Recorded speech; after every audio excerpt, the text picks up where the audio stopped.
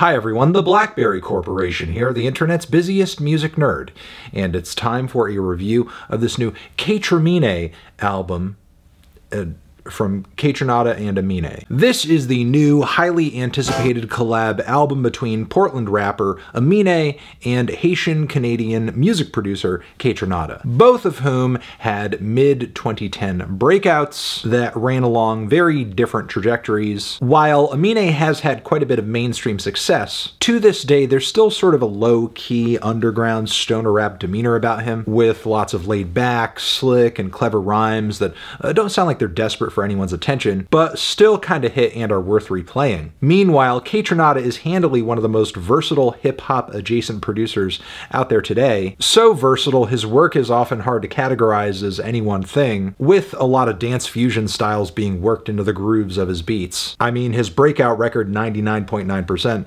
was released on XL Records, if that tells you anything, and landed features not only from the likes of Fonte and Vic Mensa, but this record also made space for dance and pop acts such as Little Dragon, as well as Aluna George. So honestly, in theory, this potentially is a hot little collaboration that we have here. Not only because Aminé's energy will most likely match the low-key vibe of KAYTRANADA's beats. There's even a line on this record of Aminé saying that he asked him for some free beats back in 2015. But Aminé also tends to thrive on production that is at least a little left field or unusual. So again, that's KAYTRANADA. This thing should be fire. But it's not. It's just okay. Which is unfortunate because listening to this thing, it's really one of those records that you know could have been a lot better, especially if the deep cuts were going as hard as the singles and the highlights. Because as it currently stands, this KAYTRAminé project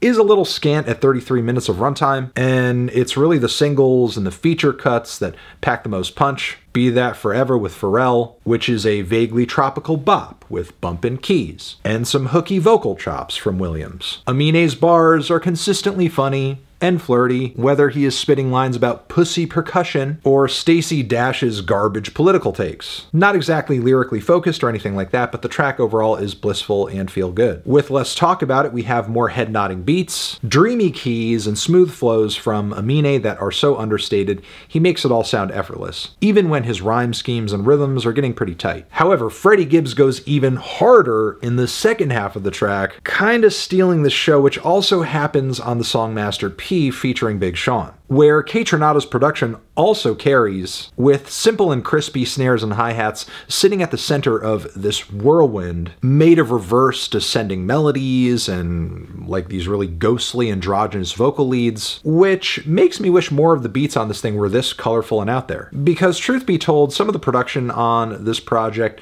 came across more skeletal and underwhelming, half-baked than I thought it would, to the point where it really takes the wind out of the song's sails, be it on the opener Who He Is, which sets an inadvertently sleepy tone for the entire project, which is perplexing given that the opening vocal snippet that kicks the entire record off would lead you to think you were going to hear like Aminé and KAYTRANADA just go in, just hit us with an explosion right off the bat. But that could not be further from the actual results that we see. There's also West Side, which features a very pretty, nice, distant little string sample throughout the track, but the beat itself is one of the stiffest and driest on the entire record. And Aminé didn't exactly use this extra space to fill this vacuum with super standout bars or anything. I mean, the Bust Out the Troops line, if you want to look into that one, is kind of hilarious, but outside of that, we have some weak similes to Sister Sister and Sex and the City.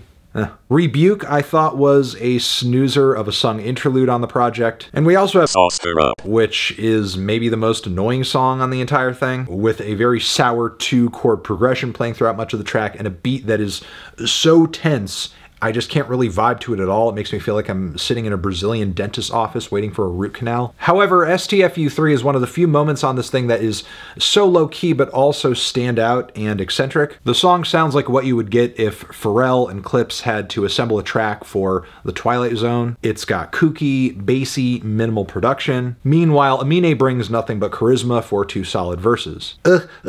has some funny bars and out-of-breath refrains throughout the track that are kind of cool, even if the pacing of the track is a little tedious and didn't need to be this long. Then the closing moments of the record I just didn't really think were that interesting. K&A, longest track here by a mile, but kind of finishes the record off as unceremoniously as it starts. In fairness, the beat is relatively mesmerizing, and we do get some self-affirming food for thought from Aminé in the verses, but in practice, the whole thing is really just this big, dreamy diatribe with no real point or sense of direction, really an unearned victory lap. And then there's a kind of bold beat switch in the last leg of the song that doesn't even really fit the rest of the track in tone. It just feels super tacked on. Overall, I guess I'll say that on this project, there are some moments that are fireworks. Then there are others where either KAYTRANADA or Aminé are playing it just a little too easygoing, and as a result, the bars or vice versa, the beat